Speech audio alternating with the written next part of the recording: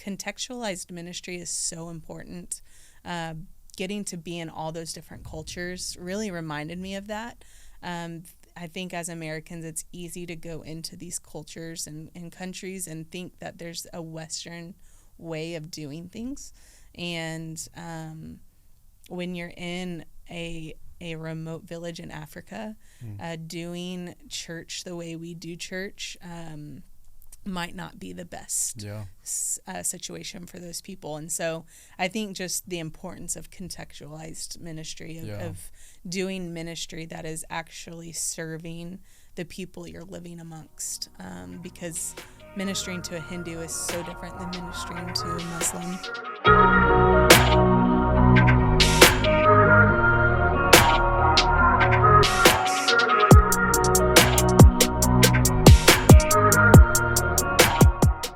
Welcome back to another episode. This is my first time, so let's do it again. Okay. Welcome back to another episode of Life Around Stonegate. My name's Daniel. With me today is Caitlin Carpenter.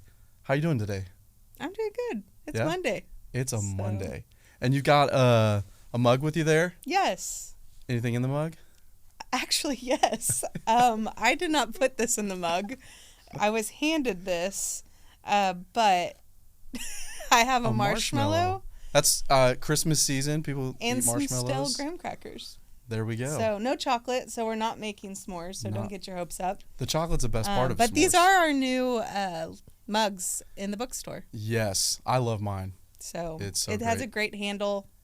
Yeah, if you're a mug connoisseur, I've heard these are great. Grab a Stonegate mug in the bookstore. So Christmas season is here. It is. This is like the most popular question of this time is, when do you start listening to Christmas music? You know, there are people who listen to it, you know, midnight, October 31st or November 1st, or you've got those who wait till Black Friday. Where do you kind of land on that scale? Yeah, that is a hot topic and debate around these hallways. I would say, for me, I am probably the one that it is Christmas, then I pause for Thanksgiving, and then it's Christmas. It's Christmas again. Yeah. Yeah. But I wouldn't say necessarily I'm listening to Christmas music November 1st. Mm-hmm. I do feel permission to listen to Allowed it. to, but not. Yeah, I get that. So, any Christmas movies that you've watched lately? Lately, I have not watched Christmas movies yet. Oh, wow. Okay. But some of my first go-tos will probably be, I do like the Santa Claus. Such a great movie. I like even a newer one. It's called The Chronicles, Christmas Chronicles. I don't know. It's on Netflix. On Netflix. It was a great one. I loved it. Elf is always a good one. Have you seen Jingle Jangle on Netflix? I have not. I've heard phenomenal. Of this. Okay. I love it. It's like kind of a musical. It's a musical. And I'm not super big into musicals, but okay. I'm curious. I don't know if Christmas would ever go into improv, but if you were to do stand-up improv. Okay. And maybe, let's say if you were to do it with someone else, maybe someone on staff, who would you do stand-up improv with? You're trying to get me in trouble. Why not? Mix it up. If I were to have to choose, I'm going to go with Jen Curran. Okay. We kind of get our fame to shame to fame. No, oh my gosh. Maybe it is shameful, actually. Oh, wow. Our name to fame at Behold Become. Oh, yeah. But it's really fun to get to just Mad Lib with one another on stage, and so I'd pick Jen. So you hear that? You should sign up for Behold Become because yes. Jen and Caitlin's improv, right? No, but you should still sign up for that. We are on stage together, so. Yes. But awesome. Yeah, I would say Jen. That's awesome. Okay, who on staff would be the worst at improv? Seriously? I plead the fifth. I'm not picking. You could just say Austin and he wouldn't be offended, right? We made a living from that for like 2 years. Oh. Never mind. I stand corrected. It was acting, not improv. Okay, I'll take it. Oh, they're not the same thing? No. It's not the same. Okay. Yeah, I can't answer. I'm Okay, sorry. that's fine. Any podcasts you're listening to right now that you enjoy? My go-to podcasts are in the crime world. Okay. So one that is on repeat often is Crime Junkie. Okay. And it's just these two friends retelling stories of people either going missing, being murdered, being kidnapped. So they're retelling the story. You know what's funny, though? I don't know if funny is the right word. Interesting. Scary. Oh. Missy Beavers was on, not her, but the story of her murder was on this podcast. So it was really interesting to listen to. Wow. That's not my genre for sure. That's it. It's a niche group of listeners. What is it about those stories that makes you want to listen to those things? I think it's just intriguing. I think there's two sides. I think there's obviously the thrill of murder mystery. Mm-hmm. But also I think there's just this fascination on my end of how the mind works, like how people come to a conclusion to end someone's life. And the manner in which they do it, that's fascinating to me. And so. Wow. Yeah. Hey, whatever floats your boat. So we're gonna get to know Caitlin a little bit today, and I'm curious. Life before Stonegate. Who was Caitlin? What was she up to? Yeah. Man. Okay. So life before Stonegate. So I didn't grow up too far from here. I grew up just down the road in Mansfield, and graduated in 2010. But what was fun, right before graduation, my senior year of high school, Stonegate was planted. And so Rodney was actually my youth pastor at Walnut Ridge, which is the church Stonegate was planted from. I was there my junior year of high school, and Rod planted Stonegate in 2009, which was, like I said, my junior year. And then my senior year, I got to worship here on Sunday mornings in the conference center. And so you were here day one. Ish. I mean, we didn't really have a youth group. So we did that, like a youth community group kind of. Yeah, there was like 4 or 5 of us. So, so we still were engaged at Walnut Ridge, but on Sunday mornings, I was over here, and went to school in Oklahoma at OBU, and graduated with a degree in education, and thought I was heading to teach. And the Lord used people to call me into ministry, and so I've been in ministry kind of ever since. I mean, I was in ministry a little bit in college as a RA, and then went into full-time vocational ministry right after. I worked at a church, and then literally right before Stonegate, I was on the mission field. And so I did something called the World Race, and it's essentially 11 short-term mission trips in a span of 11 months. And so each month I lived in a different country and experienced that culture, and got to partner with a lot of different ministry partners around the globe. Some indigenous to that country, and then others were American missionaries that have gone to live in that country and to serve those people. And so that was such a formative year for me in my faith. And so I did that. Typically people do that right after high school. I was a little delayed, and I did it when I was 26. And so I loved it. And then let me ask you this. Here. What was your favorite kind of place in that 11 months? Favorite country? It is really hard to answer because to some extent all of them capture a piece of your heart. But by far one of my favorites was Thailand. Thailand, which was odd because I really wasn't looking forward to my time in Asia. I lived 5 months in Asian countries, and I wasn't really looking forward to that. But two of those Asian countries rose to the top of my favorites, and Thailand was definitely one of them.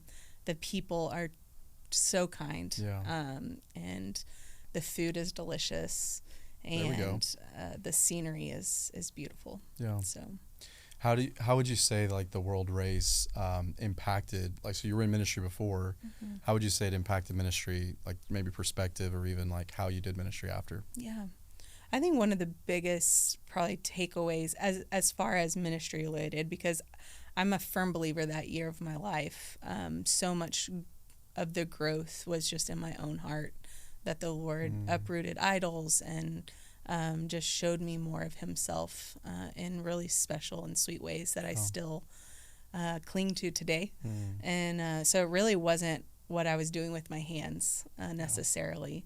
It was a lot to do in my heart. But as far as ministry goes, contextualized ministry is so important. Getting to be in all those different cultures really reminded me of that. I think as Americans, it's easy to go into these cultures and countries and think that there's a Western way of doing things.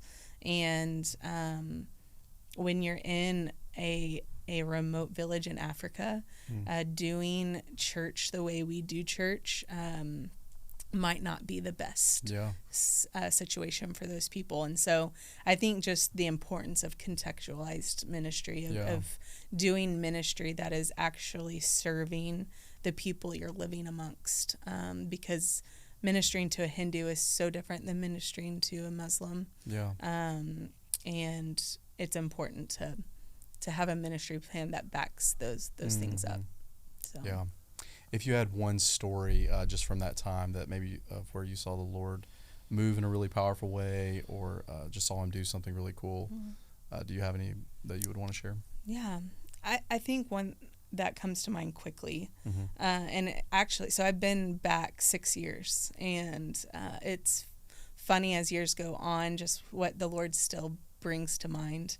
And recently, he brought one story to mind. It was actually my first country in India, and it was just a really hard month. India's a super just hard country, very vastly different than America, and that was our first country. And what the Lord brought to mind was that he used ordinary people to display his glory in really tremendous ways.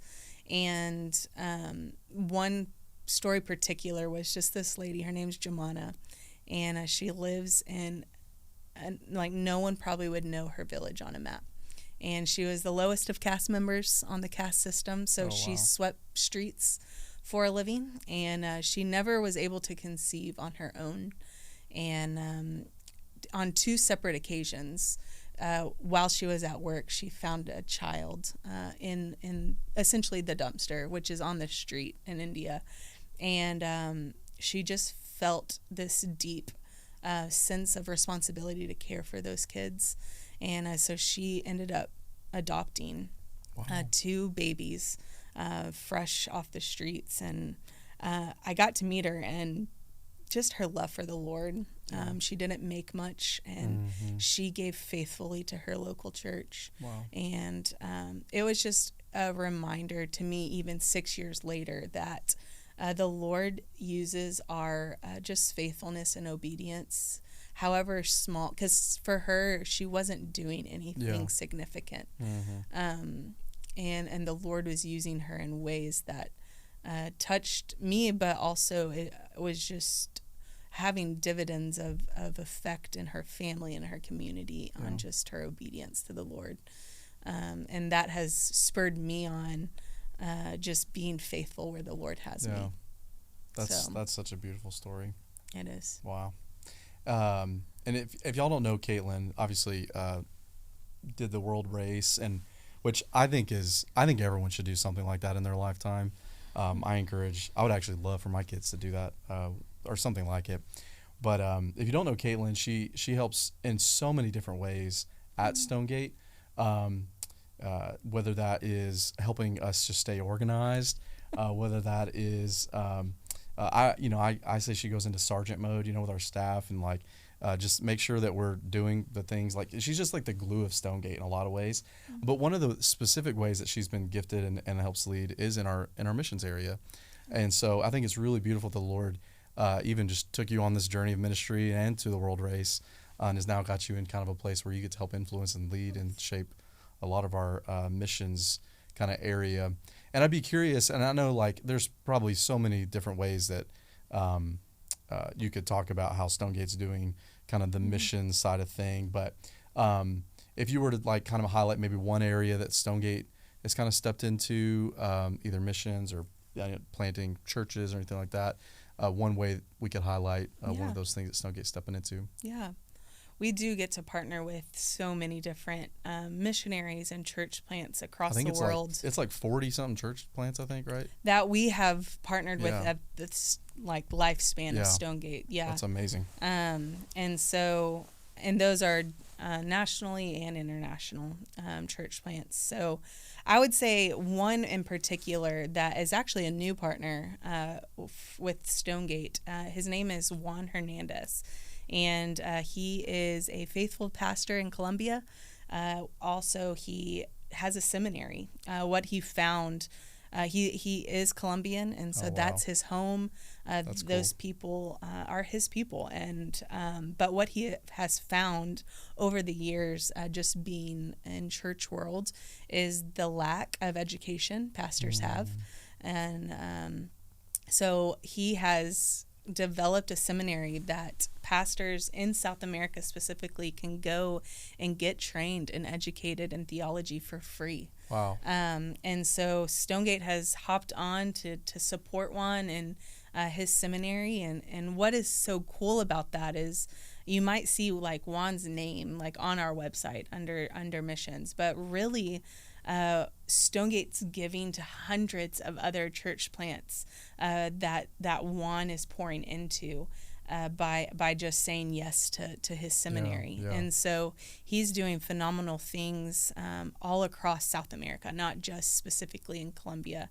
And I'm eager and anticipating just to see how the Lord is going to continue to use him for the sake of the gospel amongst South America, and just how Stonegate can play a part in cheering him on, because he is really doing great work. That is amazing. In Colombia.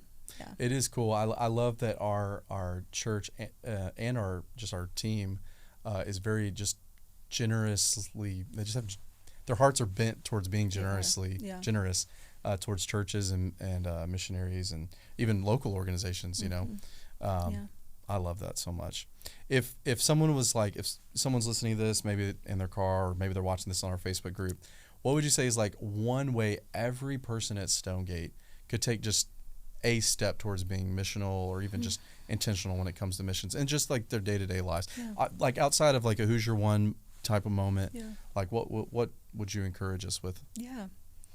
Well, I think a misconception often people can have when specifically talking about international missions, or just the title missionary, is that, it's for the elite. It's for the Christian that Mega knows Christian. Knows all the Bible verses, that can memorize, that can teach well. And I actually would say that's not true.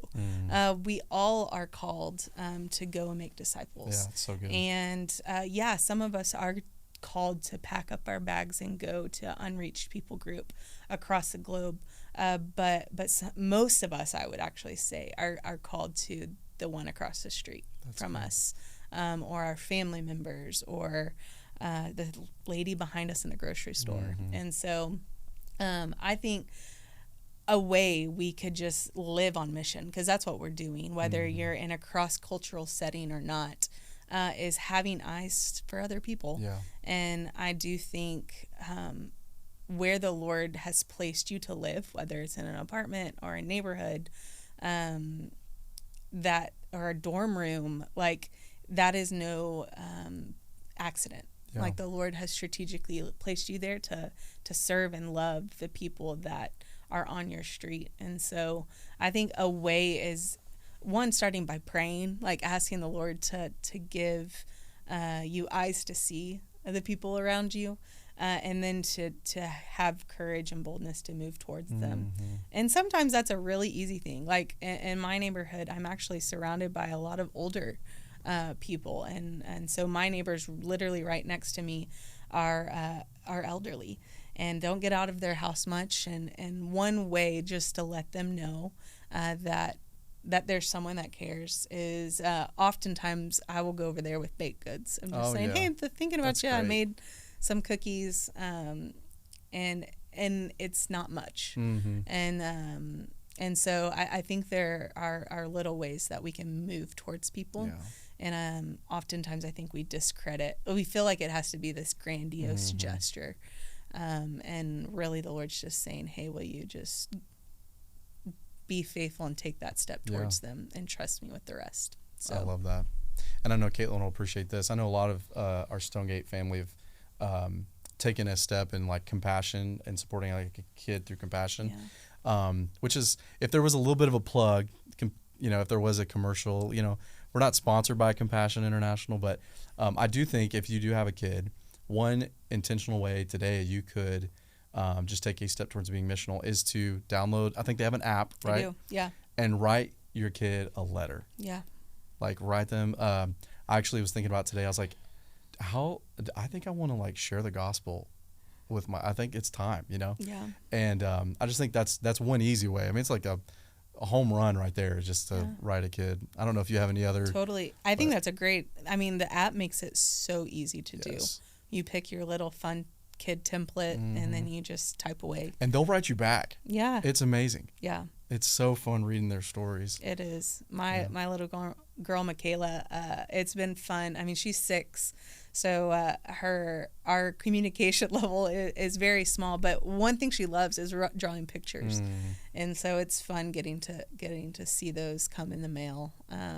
And what's also convicting, like when you log into the app, it tells you how long you've wrote your kid. Oh, wow. And so it'll say it's been 75 days or 85 days, and I'm like, yikes.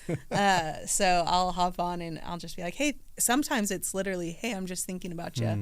And that's the letter. It's not this elongated letter. And so I think that's a great way, because Stonegate sponsors over 600 kiddos. That's amazing. So I think that would make a huge difference in the life of a kid to get a letter from someone that loves them and is supporting them. So yeah, Stonegate.